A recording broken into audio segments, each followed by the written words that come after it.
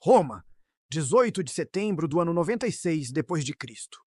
O sol põe-se sobre o Monte Palatino, mas o ar não arrefece.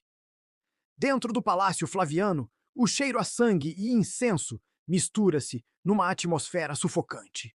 O imperador Domiciano, o autocrata paranoico que governou com punho de ferro durante 15 anos, acaba de ser assassinado no seu próprio quarto por uma conspiração que envolveu os seus servos mais íntimos e, possivelmente, a sua própria esposa.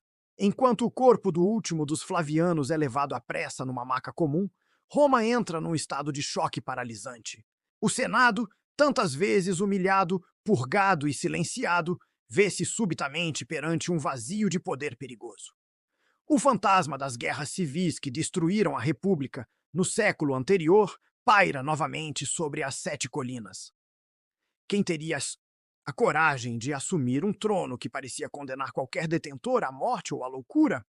Contra todas as expectativas, a escolha não recaiu sobre um jovem general glorioso com legiões à sua disposição, nem sobre um guerreiro implacável sedento de poder. O Senado, num ato de pura sobrevivência política, escolheu um dos seus, Marco Cosseio Nerva. Um homem de 65 anos, de aspecto frágil, saúde debilitada, sem filhos e sem um exército pessoal. Para muitos, Nerva era uma escolha segura, um imperador de transição. Não viveria o suficiente para se tornar um tirano. Mas Nerva não era um desconhecido nas sombras. Ele era o mestre supremo da sobrevivência política, um camaleão que navegou as águas mortíferas de 4 dinastias, e que agora, no crepúsculo da vida, seria o arquiteto daquilo que o historiador Edward Gibbon imortalizou, como a era dos 5 bons imperadores. Para compreendermos verdadeiramente quem era Nerva, precisamos de recuar às suas raízes. Ele não era um homem novo que subiu pelo mérito das armas.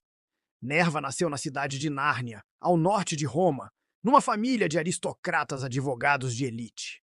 A política não era apenas o seu ofício, corria-lhe nas veias como o próprio sangue. O seu bisavô fora cônsul sob o comando de Marco Antônio. O seu avô era um dos poucos amigos íntimos do recluso imperador Tibério. E o seu pai serviu com distinção na corte de Calígula. Nerva cresceu nos corredores do poder, aprendendo desde cedo que, num império governado por caprichos imperiais, a língua era muitas vezes mais poderosa e mais perigosa do que a espada mais afiada. A sua ascensão pessoal começou a ganhar contornos dramáticos durante o reinado do infame Nero. Nerva não era um soldado bruto, mas sim um poeta e um jurista refinado. Seus gostos sofisticados permitiram-lhe entrar no Cohors Amicorum, o círculo íntimo de amigos de Nero. No entanto, em 65 d.C., a sua astúcia foi posta à prova máxima. Nerva desempenhou um papel de destaque na descoberta da conspiração de Pisão. Um complô sofisticado que visava assassinar Nero e restaurar a República. Nerva não só sobreviveu à purga sangrenta que se seguiu, como foi recompensado com as ornamenta triunfália. Honras triunfais que, por norma, eram reservadas apenas a generais que conquistavam novos territórios. Isto revela que Nerva era um mestre da inteligência e da contra-espionagem. Um homem que sabia onde todos os segredos de Roma estavam enterrados. Quando Nero finalmente caiu, e Roma mergulhou no caos sangrento do ano dos 4 imperadores, Nerva provou ser um mestre da adaptação. Enquanto outros senadores eram executados ou exilados, Nerva tornou-se indispensável para a nova dinastia flaviana. Ele era tão útil que Vespasiano, o general pragmático, fez dele cônsul em 71 d.C., dividindo a honra com o próprio imperador. Anos mais tarde, o difícil e paranoico Domiciano voltou a Elavelou ao consulado em 90 d. Código Nerva era o camaleão. Perfeito. Servia tiranos com a mesma competência com que servia heróis, acumulando uma influência silenciosa enquanto as cabeças dos seus rivais rolavam pelas escadarias do fórum. Quando Domiciano foi finalmente eliminado pelos conspiradores, o Senado agiu com uma rapidez febril.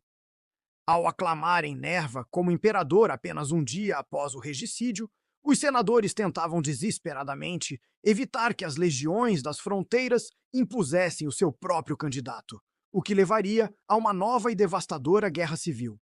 Nerva subiu ao trono com um peso esmagador sobre os ombros. Ele era um imperador por eleição senatorial, não por conquista militar ou herança de sangue. Para os soldados, ele era apenas um velho burocrata. Para o Senado, ele era a última esperança de restaurar a dignidade da sua ordem.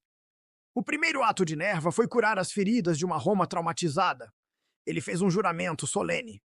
Nenhum senador seria executado durante seu reinado, independentemente do crime. Ele interrompeu julgamentos por traição.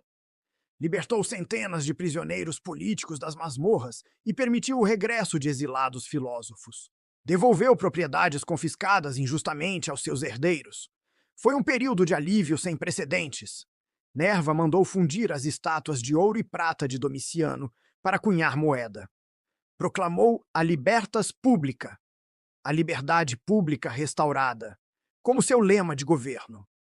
O seu primeiro ato foi tentar curar as feridas abertas de uma Roma traumatizada. Nerva fez um juramento público e solene.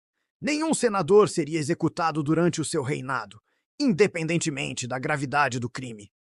Ele interrompeu imediatamente os julgamentos por traição.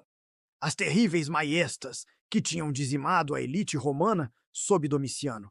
Libertou centenas de prisioneiros políticos que apodreciam em masmorras, permitiu o regresso de exilados filósofos e devolveu as propriedades confiscadas injustamente aos seus legítimos herdeiros.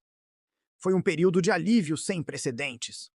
Nerva mandou fundir as estátuas de ouro e prata de Domiciano para cunhar moeda, proclamando a libertas publica, a liberdade pública restaurada, como o seu lema de governo. Mas havia uma tempestade a formar-se que Nerva, com todas a sua diplomacia, não conseguia controlar. O exército. Os soldados romanos adoravam Domiciano, o imperador que lhes tinha aumentado os salários, e que partilhava com eles a vida dura das fronteiras. Para as legiões e para a guarda pretoriana, Nerva era uma imposição de senadores gordos e burgueses, que viviam em vilas luxuosas. A tensão atingiu o ponto de ebulição em 97 d.C. Caspérius Aelianus, o influente líder da guarda pretoriana, liderou uma rebelião aberta em pleno coração de Roma. Os soldados cercaram o palácio imperial, mantendo Nerva como refém virtual, e exigindo aos gritos a entrega dos assassinos de Domiciano para uma execução imediata e brutal. Nerva, num ato de coragem física que poucos esperavam de um homem da sua idade, rasgou a sua toga, expôs o pescoço nu aos soldados enfurecidos e disse que preferia morrer ali mesmo a entregar os homens que tinham libertado Roma da tirania. Mas os pretorianos não queriam o seu sangue, queriam a sua humilhação. Eles executaram os oficiais de Nerva diante dos seus olhos e forçaram o imperador a agradecer-lhes publicamente pelo ato, num discurso degradante perante o povo. Naquele momento, a autoridade de Nerva foi estilhaçada em 1000 pedaços. Ele era um imperador impotente, um velho de palha, humilhado pela sua própria guarda de elite. Foi precisamente neste momento de fraqueza absoluta que Nerva tomou a decisão mais brilhante da sua vida. A jogada que salvaria o império por quase um século. Ele percebeu que Roma precisava de um imperador respeitado pelos intelectuais do Senado e temido pelos generais das fronteiras. Sem consultar os seus conselheiros habituais e ignorando os seus próprios familiares, Nerva tomou uma atitude revolucionária que quebrou séculos de tradição romana. Em vez de nomear um parente de sangue, ele decidiu adotar o melhor homem disponível no império. Em outubro de 97, Nerva, ainda abalado pela humilhação pretoriana, subiu ao templo de Júpiter no Capitólio. Lá, ele anunciou a adoção de Marco Ulpio Trajano como seu filho e sucessor, uma decisão histórica. Trajano era um general jovem e vigoroso, de origem hispânica, comandando as legiões mais poderosas no Reno. Esta foi uma jogada geopolítica de mestre, garantindo proteção militar imediata ao império. O exército acalmou-se. Ninguém ousaria desafiar o pai adotivo do general mais temido de Roma. Nerva estabeleceu um precedente crucial: a sucessão por mérito e não por biologia, salvando o império. Em outubro de 97, com as mãos ainda a tremer da humilhação pretoriana, Nerva subiu ao templo de Júpiter no Capitólio e anunciou a adoção de Marco Ulpio Trajano. Trajano era um general jovem, vigoroso, de origem hispânica, que comandava na altura as legiões mais poderosas na fronteira do Reno. Foi uma jogada geopolítica de mestre. Ao adotar Trajano por mérito, Nerva garantiu a proteção militar imediata. O exército acalmou-se num piscar de olhos. Ninguém se atreveria a tocar no pai adotivo do general mais temido de Roma. Ao mesmo tempo, Nerva estabeleceu um precedente: a sucessão por mérito e não por biologia. Apenas 3 meses depois desta decisão histórica, a 27 de janeiro de 98, Nerva faleceu de morte natural, após sofrer um derrame e uma febre súbita. Ele governara apenas 15 meses, mas o seu curto reinado foi a ponte necessária sobre o abismo da anarquia. Nerva foi o último imperador romano a receber a honra de ser enterrado no mausoléu de Augusto, o local de descanso final dos fundadores e consolidadores do Império. A historiografia moderna, confirmando a visão de Gibbon, vê Nerva como o homem que evitou que Roma implodisse. Ele foi sábio o suficiente para saber quando ceder perante a força bruta, e corajoso para escolher um sucessor que era, em todos os aspectos militares, superior a ele próprio. Ao adotar Trajano, Nerva deu início à dinastia Antonina, um período de quase 80 anos, onde Roma atingiu a sua maior extensão territorial, riqueza econômica e brilho cultural. Nerva provou que a sabedoria de um ancião e a moderação de um jurista podem ser os alicerces mais sólidos sobre os quais se constrói uma idade de ouro que o mundo jamais esqueceria. Nerva pode não ter liderado cargas de cavalaria ou conquistado províncias distantes, mas ele conquistou algo muito mais difícil: o caos.